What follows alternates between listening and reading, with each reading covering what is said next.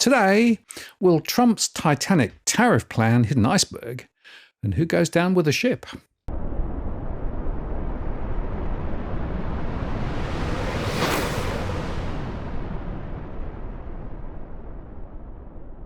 Hello again, it's Martin North from Digital Finance Analytics. Welcome to this post covering finance and property news. President Donald Trump's so-called reciprocal tariffs are now in place, creating self-inflicted choppy waters as RMS Trump sails on through a fog of confusion, dealing a thunderous blow to the world's economy as he pushes forward to drastically reorder global trade. Trump argues that the taxes will boost US prosperity and revive domestic manufacturing, but his approach has drawn criticism from Wall Street, economists, and some in Trump's own party who have questioned the administration's methodology and warned of an economic fallout that could include higher consumer prices and slower growth, if not a recession. He's long argued for tariffs as a solution for his trade grievances, and this plan will, quote, reassert US power, revive domestic manufacturing, and extract geopolitical concessions. He signed an executive order raising reciprocal tariffs on China to 84%, up from the 34% announced on April the 2nd. And with 20% in existing duties already in place, the total tariff on Chinese goods is now 104%.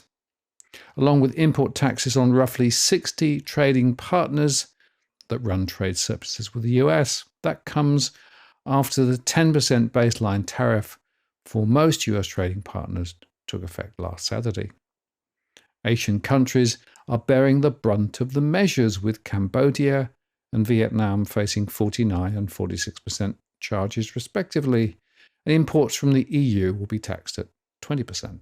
The tariffs are on, and the money is pouring in at a level that we've never seen before, and it's going to be great for us. It's going to be great for other countries. We've been ripped off and abused by countries for many years, Trump said on Tuesday at the White House.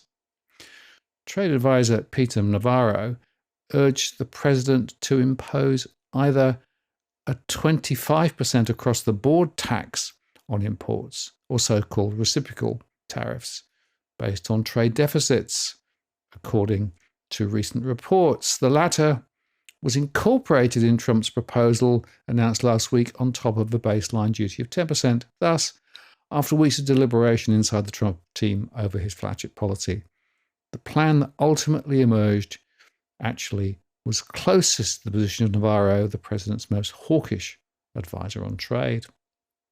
Since Trump's announcement, the administration offered mixed messages on the path forward. Some have said the tariffs will unlock talks that see other countries lowering barriers on US exports, and perhaps resulting in Trump reducing his rates as well. But the White House trade advisor Navarro repeatedly pushed back on the notion Trump is merely using tariffs as a negotiating tool.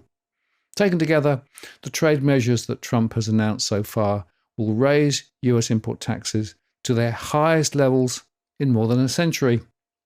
Actually, in a Financial Times op-ed on Monday, Navarro said Trump wants more than just lower duties for US exports. To those world leaders who, after decades of cheating, are suddenly offering to lower tariffs, know this: that's just the beginning, he wrote. Still, there could be an opening for Trump to use the tariffs as leverage to strike deals and drop certain rates down to the baseline 10%, which is widely seen as the lowest he's likely to go. Bessent said on Fox Business on Monday, "It's my hope that through good negotiations, all we will see is levels coming down." In the hours before implementation, at 12:01 a.m. Wednesday in Washington, the White House insisted the duties were indeed coming, squelching market speculation of any last-minute reprieve. The moves raised tariffs to their highest level in more than a century and risk a full-blown trade war if other nations retaliate with levies on US imports. A series of Wall Street executives criticized the plan this week, including JP Morgan Chase Co. Chief Executive Officer Jamie Dimon, who in his annual shareholder letter on Monday called for a quick resolution to trade policy uncertainty and warned against a potential disastrous fragmentation of America's long-term economic alliances. Also expressing concerns in a litany of social media posts was Bill Ackman, the founder of Pershing Square Capital Management, and a Trump supporter. He said later he was supportive of the tariff strategy, but called for a pause before the reciprocal duties took effect. While Trump's aides have offered a chorus of support for the tariffs, some tensions appear among his team. Tesla CEO Elon Musk, who advised Trump, called Navarro a moron in a social media post after Navarro called him a car assembler rather than a car manufacturer. White House Press Secretary Caroline Leavitt dismissed the clash, saying, "Boys will be boys." Anyway, major US stock indices closed sharply lower on Tuesday, with the S&P 500 closing below 5,000 points for the first time in nearly a year. And futures tied to those benchmark indices slipped in Asian trading as well. The VIX remains elevated, up 128% from just a week ago, signaling considerable uncertainty across the markets. Asian stocks tumbled on Wednesday, with Japan's Nikkei 225 leading losses with a 3% drop after rebounding in the previous session. The broader Topix index also fell more than 2%. South Korea's Kospi declined 1% on Wednesday, down 20% from its recent record high that was hit in July 2024, and with the Kospi now entering bear market territory despite announcements of government support for the local manufacturing industry there. Australia's ASX 200 fell 1.2%, while the Australian VIX rose over 5% on the day. And by the way, it's up 66% from a week ago. The Aussie was hovering around 60 US cents and 47 UK pence as the little battler took some of the pressure off the local economy, as it's designed to do. Which, by the way, prompts a question as to why markets have now gone all in with at least 4 rate cuts or more expected from the RBA. Remember, the market is not the economy, and the Reserve Bank will be more focused on growth, employment, and inflation rather than the ASX. Sure, rates will get cut in due course, but at a slower pace than the markets are betting. Hong Kong's Hang Seng slipped more than 2%, with losses in technology and automobile stocks. The blue-chip Shanghai Shenzhen CSI 300, though, was largely muted, while the Shanghai Composite ticked down just a little. A day earlier, China said that it would fight to the end and implement countermeasures if the US moved ahead with the new tariff threats. The tit-for-tat tariff action between the world's two largest economies stoked fears of a deeper slowdown in global trade. However, Chinese shares were largely unchanged a day after several Chinese state-owned funds pledged to boost equity investments to stabilize markets rattled by US tariff tensions. China's central bank said on Tuesday that it supported state-owned central high-end investment in boosting its holding of index funds and will offer relending support if needed to help stabilize markets. So far, China hasn't announced any retaliatory action. That's in contrast with February and March, when China announced retaliation just minutes after earlier rounds of US tariffs went into effect. The China tariffs now include the previously 20% levies tied to fentanyl trafficking, a 34% reciprocal tariff derived from a calculation based on the bilateral trade balance, and an additional 50% duty that Trump announced after Beijing said it would respond by taxing US exports to China. The president welcomed appeals from US allies who want him to lower their rates, saying on Tuesday that teams from Japan and South Korea were en route to hammer out agreements. "We're going very well in making. I call them tailored deals, not off the rack," Trump said. "It's been amazing what's happened. Sometimes you have to mix it up just a little bit." China has been defiant in the face of Trump's tariffs, declaring plans to fight to the end, and the escalation in tensions makes imminent call between Trump and the Chinese premier less likely.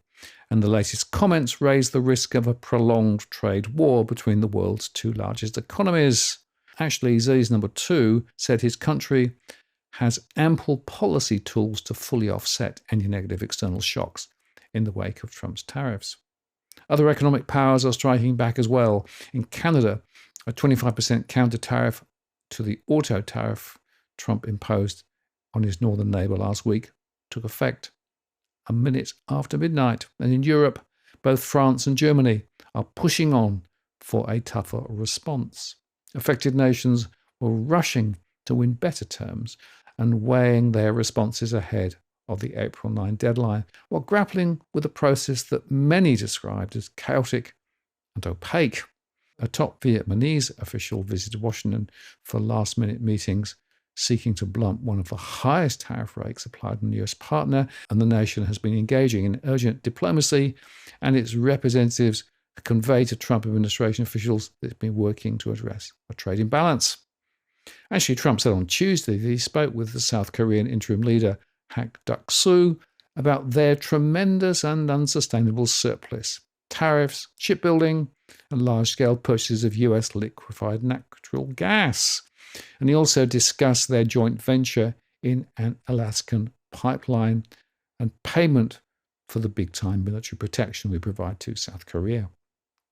The US president described the discussion as a great call and posted on social media that things are looking good. South Korea said it was seeking to cut a big trade deal with Washington, and its top commerce officials from both sides will handle detailed negotiations. Trump and the Japanese Prime Minister held a call on Monday to set up talks with the Japanese leader, urging the president to rethink his approach. And EU officials are working on next steps after the US president rejected a proposal to drop tariffs on bilateral trade in industrial goods, saying on Monday that it was not enough to reset the trading relationship. Long-promised tariffs on pharmaceutical drugs will be announced very shortly, he told Republicans in Washington on Tuesday, and other threatened sectorial tariffs include lumber and semiconductor chips. And Trump is set to further escalate his trade war with China in the coming months, with the White House announcing late on Tuesday a plan to increase planned tariffs even further on small parcels from mainland China and Hong Kong that had previously been exempt from taxes. So all of this, the president and his administration have repeatedly promised, will lead to a future boom, both economically for the US and politically for his party. We're going to win the midterm elections, and we're going to have a thundering landslide, Trump told Republican lawmakers and donors on Tuesday. I really believe that. The truth is, the economic seas have gotten very stormy, and there are indeed icebergs out there. But as to who will get through safely and who will go down with the ship, well, it's too hard to call. It's worth saying that gold remains a relative safe haven, sitting just over $3,000 an ounce. But commodities are down, with the world trade oil at 58.19 and Brent at 61.44, and Bitcoin was last down to 77,764. And actually, as I discussed last week, much of the pain will be borne in the US as globalization, which benefited some, but not all, unravels. Beyond that, new trade patterns will emerge, but meantime, markets will remain tossed about by the currents and tides. So batten down the hatches. I'm Martin North from Digital Finance Analytics. Many thanks for watching, and I'll see you again next time.